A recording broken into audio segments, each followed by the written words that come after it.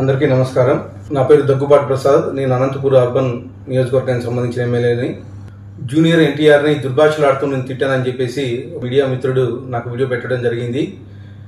గత 10-15 రోజుల నుంచి అనంతపురం అర్బన్ రాజకీయాల్లో ఏం జరుగుతుందో అందరికీ తెలుసు. దాని కుట్రలో భాగంగానే ఈ వీడియో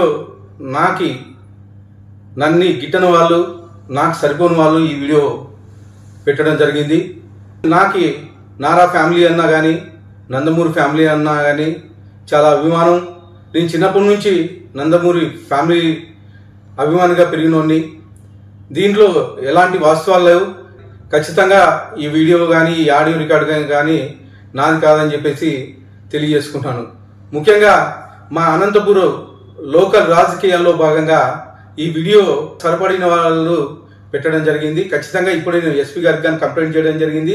దీని మీద గట్టి చర్యలు తీసుకోవాలని చెప్పేసి ఎస్పీ గారిని కోరడం జరిగింది.